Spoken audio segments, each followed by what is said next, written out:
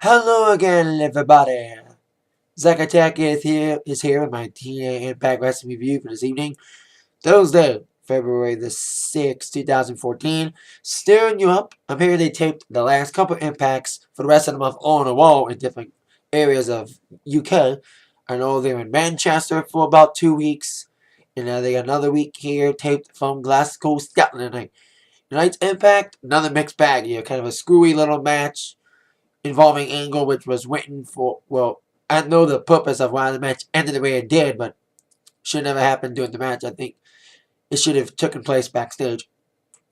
Plus, we had MVP taking over and announcing his statement, and I hate to say this. I kind of said last week when MVP made his debut last week, I said, I'm glad that MVP is kind of in TNA, but I didn't like the way he's being written in as an investor. I didn't like the fact that he was billed as this big investor guy, but I kind of changed my mind after the night.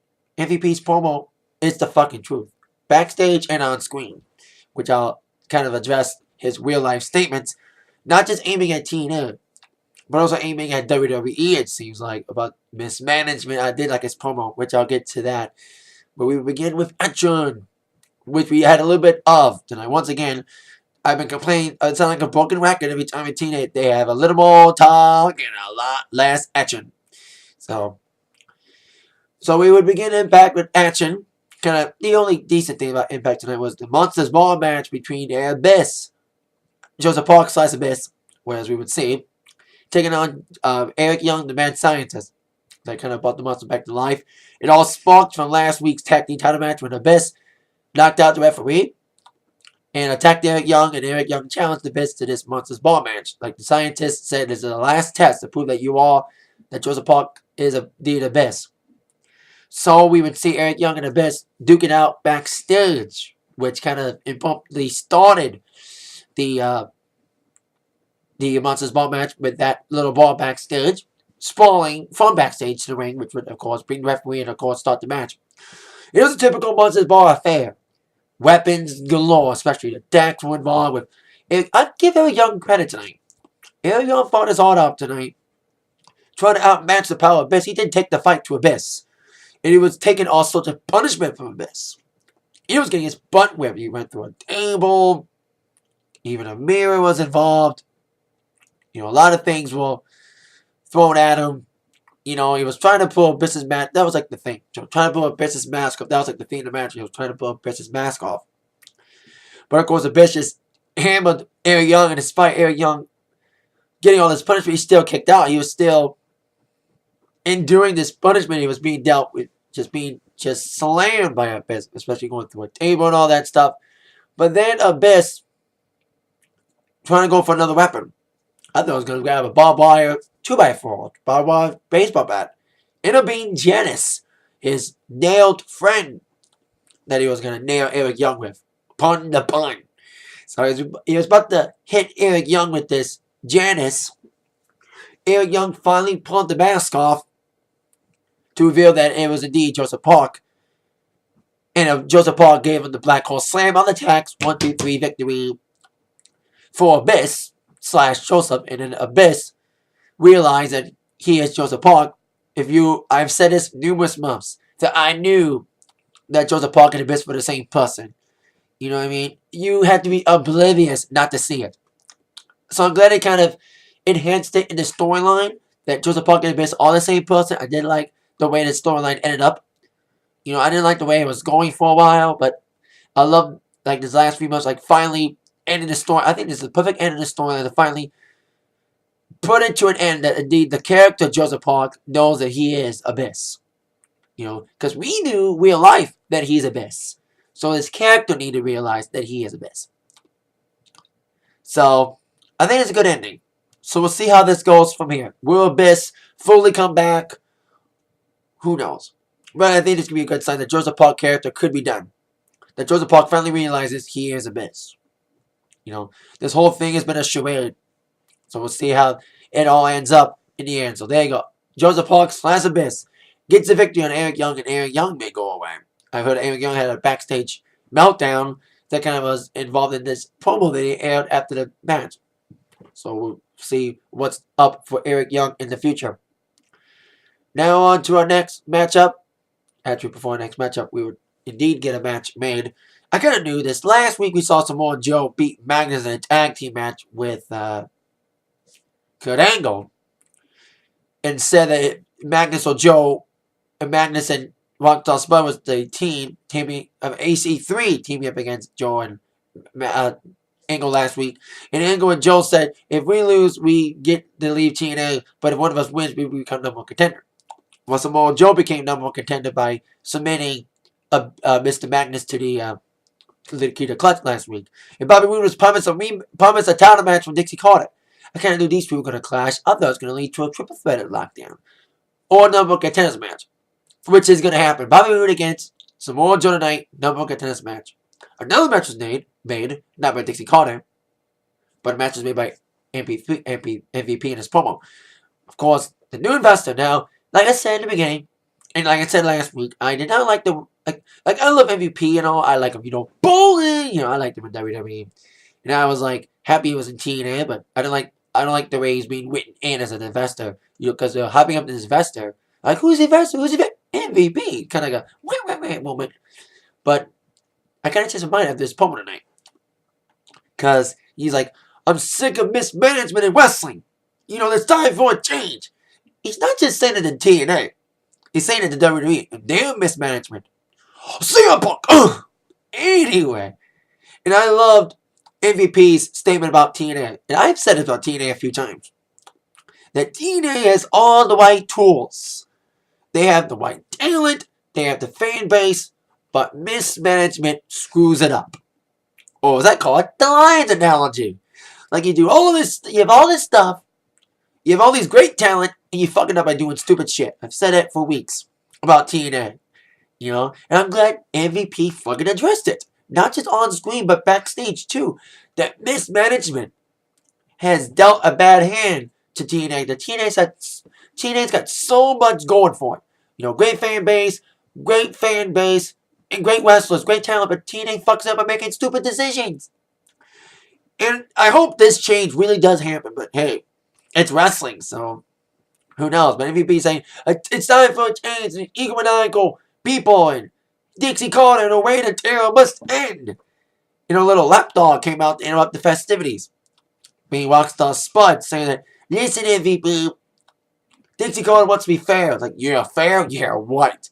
So MVP, like I said, he made a matchup. Magnus, non-title against Kurt Angle tonight. Now I'll be the little screwy match that I was talking about. There was a screwy ending in that matchup, which I understand why the match ended like it did, but like I said, I wish it was backstage, not doing a matchup. But after that little segment, on to another segment. Last segments tonight. Once again, little less talk, little less action, lot more talk. Last week we saw Bully Ray challenge Mr. Anderson to a casket match. I thought it was going to be this week, but it's next week, the casket match. So the casket match not till next week, but Bully Ray did say in a promo backstage that he was going to put the next person he sees in that casket. It was unfortunately going to be Christopher Daniels. Curry Man. Speaking of oblivious, if you're still oblivious that Curry Man is not Christopher Daniels, you're an idiot. I've been saying that for years. I said it to my friends. They're like, Christopher Daniels is not Curry Man. He's got hair. Yeah, Christopher Daniels is wearing a wig. You can see his eyes in that mask. You can tell it's Daniels. So I'm kind of stunned that Daniels, who's part of a badass tag team, pun the pun, day another pun, Bad Influence, because I love Bad Influence, but instead he's bringing back Curry Man just to get his ass stomped by people like EC3 recently, and now Bully Ray. So Bully Ray came out with the casket and just beat up on Curry Man, basically pretending he is Anderson, even before he landed the pile driver on Curry Man. Bully Ray did say, Anderson! Bang! Pile driver on Curry Man and put poor Curry Man in the casket. Of course, the match is set to Anderson for their casket match next week. Basically, Bully Ray said, as he put Curry Man in the casket, Anderson, I'm going to end your career. And blah, blah, blah, blah, blah. So there you go. Now, on with the next segment / impromptu match involving the Austin Aries, the X Division champion. Of course, he came out saying that he is the guy, and that was decent. I've said this last week and I'll say it again. It doesn't matter what company's in the UK. UK are the best wrestling fans because they chant a lot. And they were good last week. And this week, decent crowd again in UK/Scotland. So Aries came out saying, I'm the guy that had a lot of things. I've used an opportunity. I'm the man of opportunity. I was the guy who invented option C to cash in the X Division Championship to become world champion. I'm hoping to do that again. But as he was speaking in his street clothes, here comes the bromance.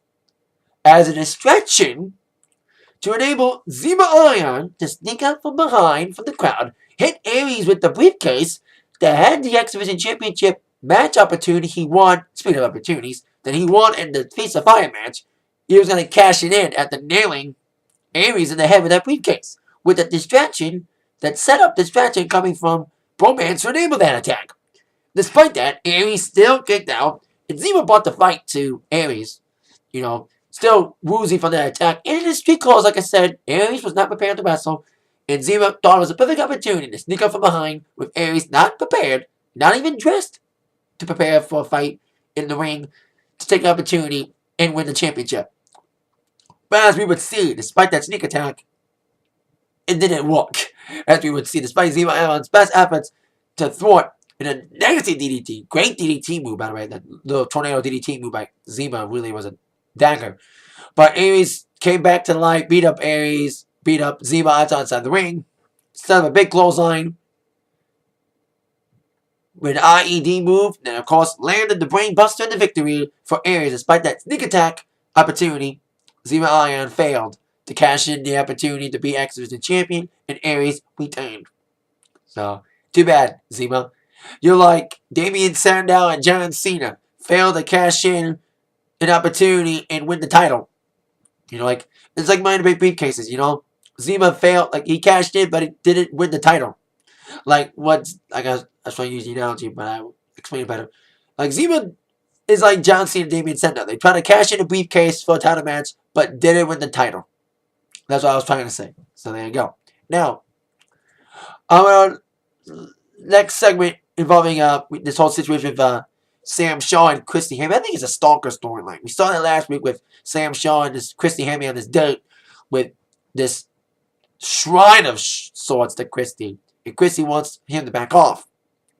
Just professionals, not personal. I think it's going to lead up to a lot in the stalker storyline between Sam. That's what I'm thinking. Sam Shaw, Christy Hemme stalker storyline. Weird for a wrestling show. But hey, wrestling's done a lot of weird shit in the past. Mae Young. Anyone? Anyway, our next matchup, Magnus and Kurt Angle. Now we would see screwy ending. This is the match that I said in the beginning that had a screwy ending. Now I read that a lot of things. Angle had a rumored backstage tantrum with one of the agents of TNA, which was later denied. But then I read that Kurt Angle is going in for knee surgery next week. So to write him off during this match against Magnus, he was taken out by EC3. Now, the storyline why EC3 interfered in this matchup, causing a disqualification, screwy ending there, is that storyline-wise, EC3 was trying to talk to his Aunt D, who's all distracted with this whole situation with MVP and trying to make a match with MVP. We would see them talk backstage, then lead up to an in-ring summit at the end of the show.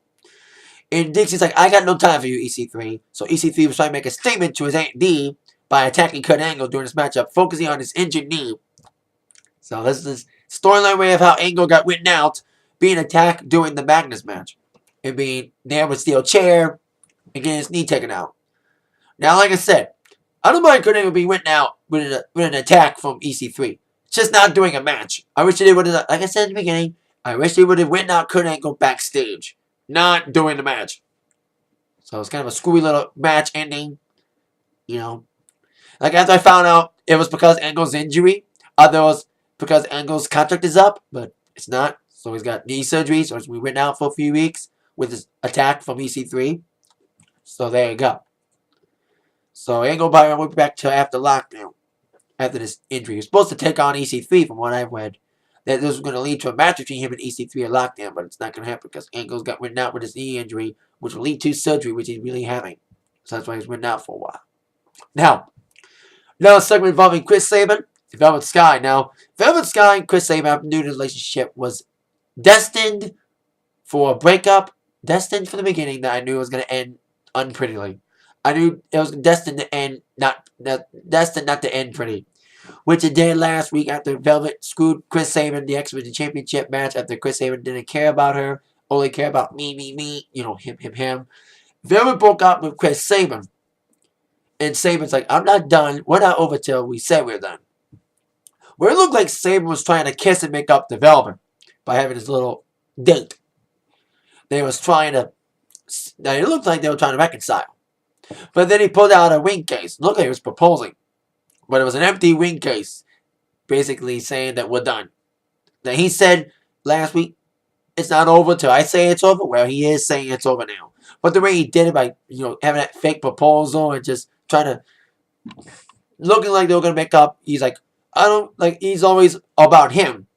He's like, everyone's talking about you. A lot of Toby Keith references, Makes sense. Toby Keith was friend of Jeff Jarrett. Anyway, making a little ass talk, a lot more action reference.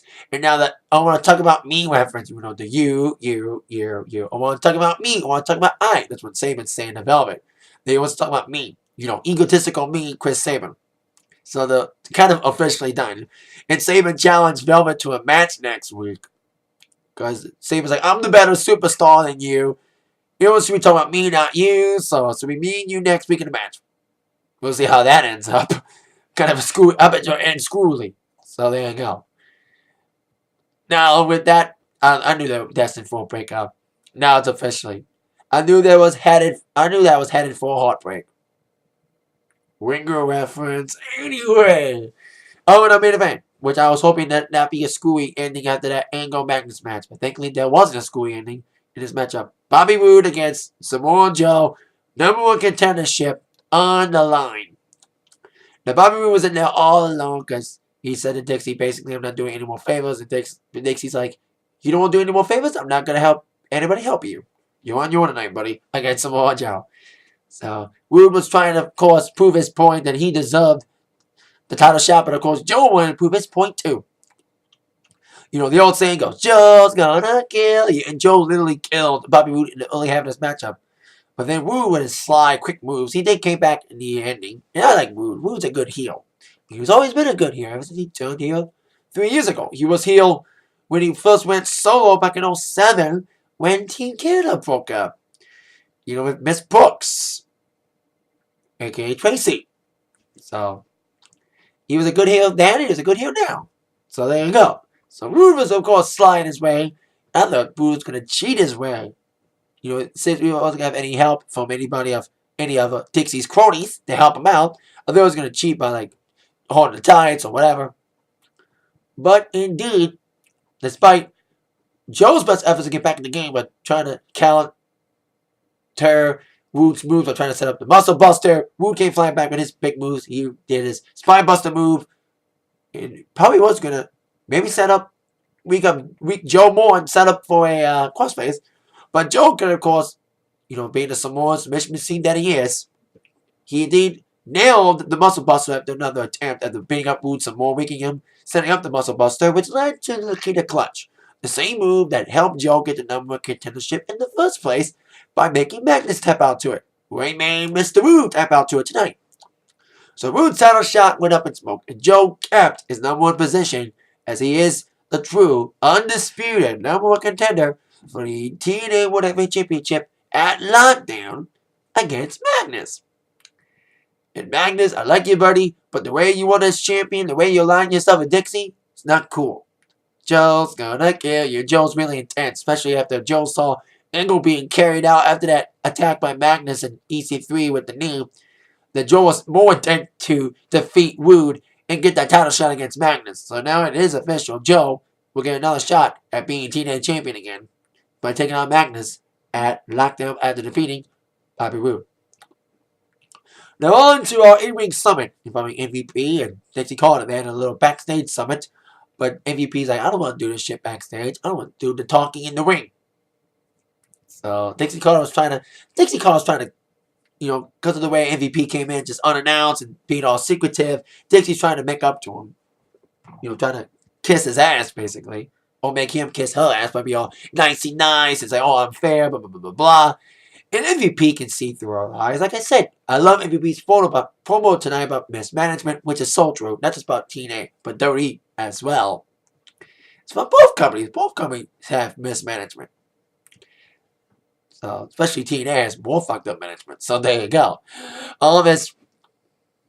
Dixie's trying to put over Magnus as being the true champion, the deserving champion. And MVP, like I said, saw through Dixie's lies. He saw a line through her teeth. And Dixie's like, listen, MVP, I want to work together. You know, and MVP's like, I'm not working with you, bitch. You know, I can see through your lies. You say you want to care about the people. Well, you don't care about the people. You fuck the people. You screw the people. More than the WWE does. WWE kind of screws the fans over, but still. I think WWE screws the fans more. Once again, Singapore, continue anyway. And he's like, we only agree to disagree. And I'm not playing by your rules, Dixie. And I'm going to destroy you. Your reign of terror is over. Because I'm the new investor. And I'm going to make sure that a change is going to come. That your party is over, bitch. So there you go. MVP making a big statement in Impact. Pun another pun. In Impact. Stepping up to Dixie Carter and saying that your ways, your days of ruling TNA with Iron Fist is over. Or going to be over. So changes are coming, he says. They're oncoming. It could be Joe beating Magnus at lockdown. That could be a big change. So we'll see what happens. So MVP coming in with a vengeance in TNA. Like I said, I didn't like him coming in as an investor last week. You know, I like him coming in to TNA, but not as the investor. But now I like him as the investor. I actually want to mention about his promo again. He mentioned about being, like, storyline being gone for a lot of years and cutting his hair. You know, trying to invest. But the storyline reason why he wanted to invest, like, he made money and he wanted to invest in something. So he was told storyline-wise to invest in TNA. So there you go. So MVP stepping up big time. Trying to save TNA from the coffin. We'll see how TNA does with MVP and MVP trying to save TNA from dying. So there you go. That's it for the TNA Impact Wrestling review for this evening. Thank y'all very much for watching. With that in mind, you've all been attacked by the review from Zach. Thanks again for watching. See you later. Have a great weekend, everybody. Stay cool out there, especially stay warm, should I say, out there. Especially Michigan with this wind chill stuff. Yeah.